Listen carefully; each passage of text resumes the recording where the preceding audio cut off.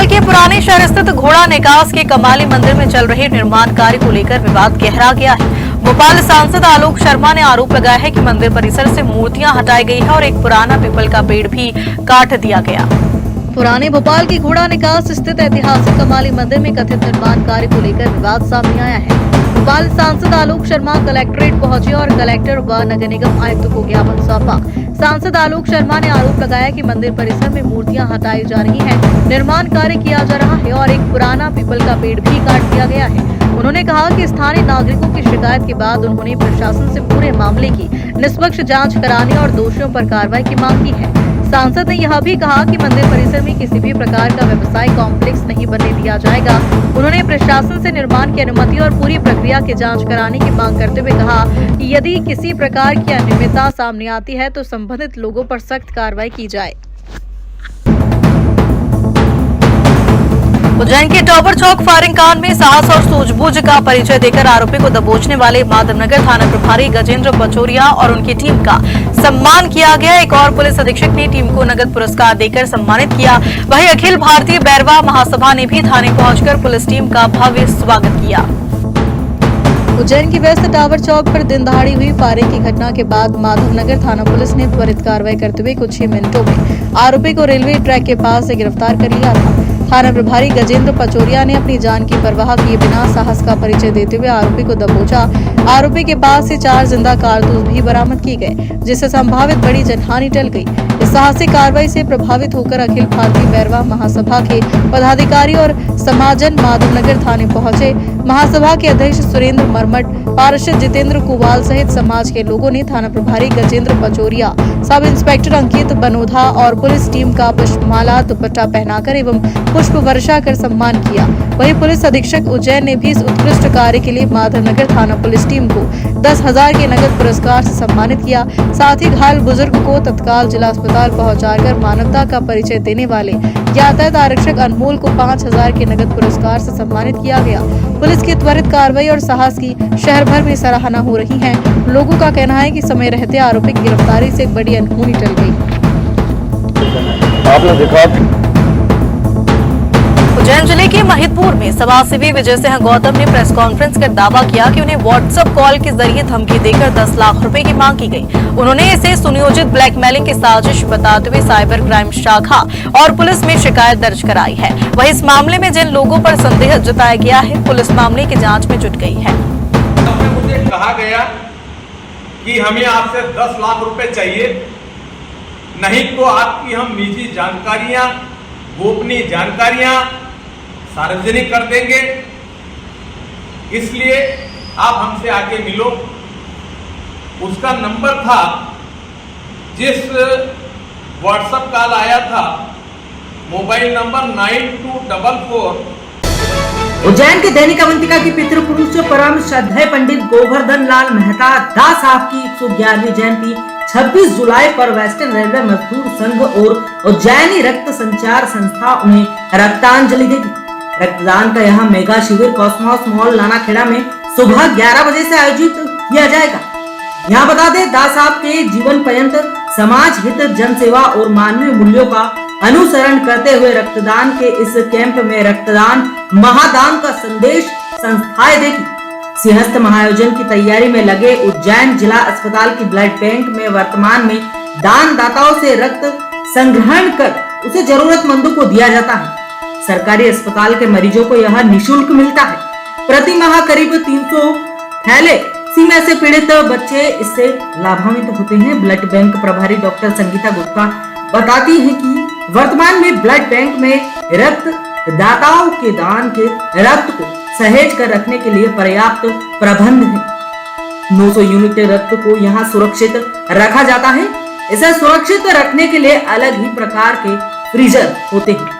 यहाँ आपको एक बार फिर बता दें कि दैनिक अवंतिका के पितृपुरुष परम श्रद्धेय पंडित गोवर्धन लाल मेहता दास साहब की 111वीं जयंती 26 जुलाई पर वेस्टर्न रेलवे मजदूर संघ और उज्जैनी रक्त संचार संस्था उन्हें रक्तांजलि देगी। स्थान उज्जैन के कॉस्मोस मॉल नानाखेड़ा में पूर्वाह 11 बजे आयोजित किया जाएगा।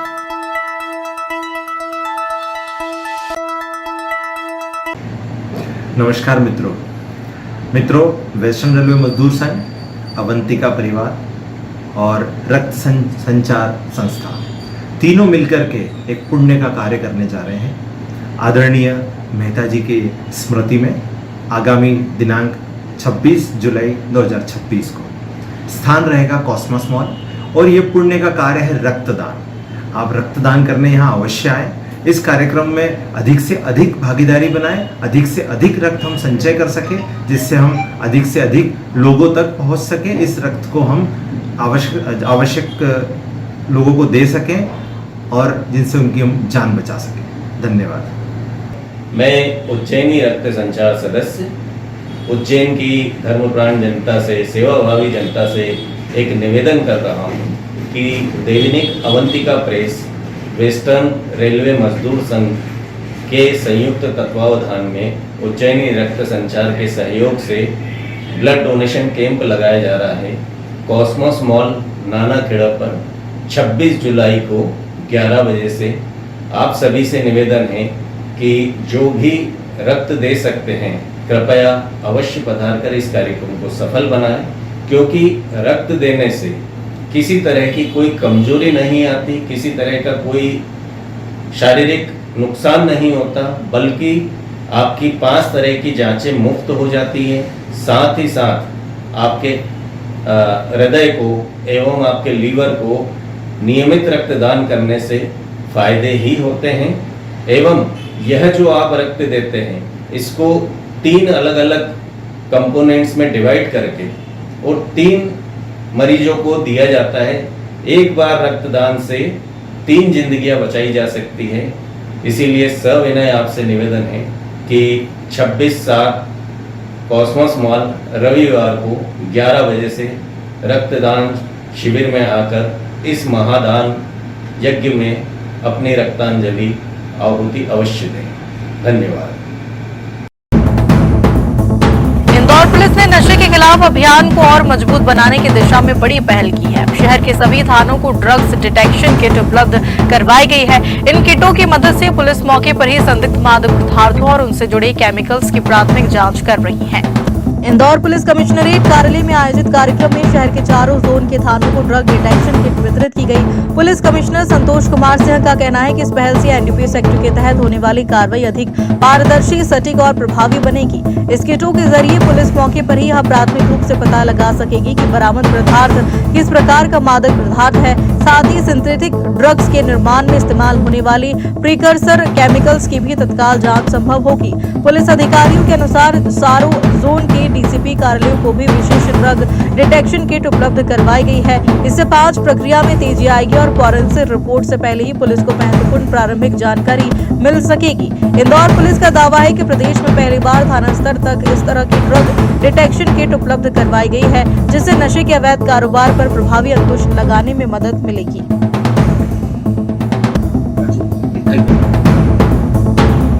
बड़वानी में जैस नेताओं, कार्यकर्ताओं और छात्रों ने कथित नीट पेपर लीक मामले को लेकर धरना प्रदर्शन जारी किया है। प्रदर्शनकारी केंद्रीय शिक्षा मंत्री धर्मेंद्र प्रधान के इस्तीफे की मांग कर रहे हैं। उनका कहना है कि जब तक उनकी मांगे पूरी नहीं होगी, आंदोलन जारी रहेगा।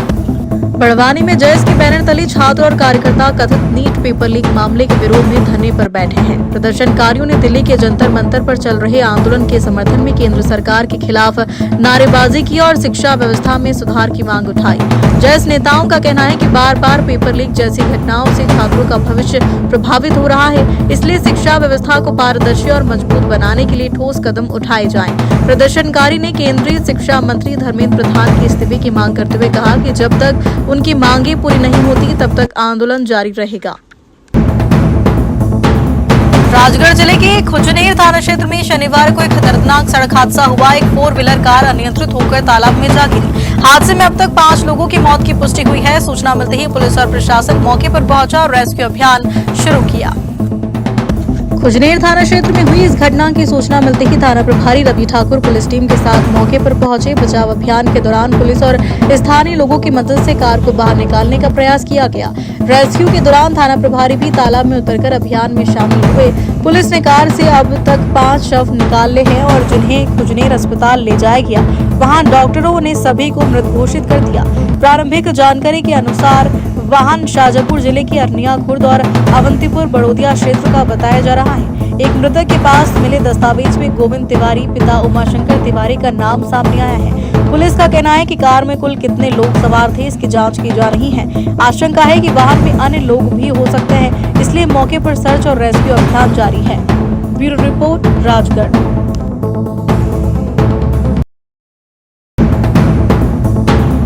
बुरहानपुर के गांधी चौक पर आयोजित छात्रों के शांतिपूर्ण धरना प्रदर्शन को सामाजिक और राजनीतिक संगठनों का समर्थन मिला। प्रदर्शन के दौरान छात्रों ने नीट परीक्षा में कथित अनियमितताओं की निष्पक्ष जांच और दिल्ली में छात्रों पर हुई पुलिस कार्रवाई के विरोध में अपनी आवाज बुलंद की। बुरहानपुर के गांधी चौक स्थित महात्मा गांधी की प्रतिमा के समीप विद्यार्थियों ने शांतिपूर्ण धरना प्रदर्शन किया। इस दौरान विभिन्न सामाजिक और राजनीतिक प्रतिनिधि भी धरने में शामिल हुए और छात्रों की मांगों का समर्थन किया। डॉक्टर फरीद काजी और रविंद्र महाजन भी कार्यक्रम में मौजूद रहे। प्रदर्शनकारियों ने नीट परीक्षा में कथित अनियमितताओं की निष्पक्ष एवं पारदर्शी जांच, दोषियों पर सख्त कार्रवाई और केंद्रीय शिक्षा मंत्री के इस्तीफे की मांग उठाई। साथ ही दिल्ली में छात्र आंदोलन के दौरान हुई पुलिस कार्रवाई की निंदा करते हुए इसे लोकतांत्रिक अधिकारों के विपरीत बताया। वक्ताओं ने कहा कि प्रतियोगी परीक्षाओं में पारदर्शिता और निष्पक्षता बनाए रखना सरकार की जिम्मेदारी है। उन्होंने परीक्षा प्रणाली में जनविश्वास कायम रखने के लिए आवश्यक सुधार लागू करने की मांग की। झाबुआ जिले के रामा थाना क्षेत्र से दबंगई की तस्वीर सामने आई है। आंगनबाड़ी में रसोईया का काम करने वाली महिला ने 8 लोगों पर मारपीट, जान से मारने की धमकी, घर में तोड़फोड़ और जेवरात लूटने का आरोप लगाया है। पीड़ित महिला अपने दिव्यांग पति के साथ एसपी कार्यालय पहुंची, जहां पुलिस ने आरोपियों की गिरफ्तारी का भरोसा दिया है। मामला झाबुआ जिले के रामा थाना क्षेत्र के ग्राम उमरकोट का है। पीड़ित महिला आंगनबाड़ी में बच्चों के लिए भोजन बनाने का काम करती है। महिला का आरोप है कि इसी बात को लेकर गांव के कुछ लोग लंबे समय से उसे रंजिश रखते हैं और लगातार जान से मारने की धमकियां दे रहे थे। महिला का कहना है कि पहले भी उसके साथ मारपीट की घटना हुई थी, जिसमें पुलिस ने आरोपियों के खिलाफ कार्रवाई कर उन्हें जेल भेजा था, लेकिन जेल से बाहर आने के बाद आरोपियों ने एक बार फिर उसके घर पर हमला कर दिया। पीड़ित के मुताबिक देर रात करीब 8 हमलावर उसके घर पहुंचे और कवेलू वाले मकान में जमकर तोड़फोड़ की, घर का सामान बिखेर दिया और चांदी के जेवर सहित अन्य कीमती सामान ले जाने का भी आरोप लगाया गया। बारिश के मौसम में घर क्षतिग्रस्त होने से परिवार के सामने रहने का संकट भी खड़ा हो गया है। घटना के बाद पीड़ित महिला अपने दोनों आंखों से दिव्यांग पति के साथ जिला पुलिस अधीक्षक कार्यालय पहुंची और न्याय की गुहार लगाई। महिला ने आरोप लगाया कि यदि रामा थाना पुलिस पहले शिकायत पर प्रभावी कार्रवाई करती तो यह घटना नहीं होती। वहीं एसपी महिपाल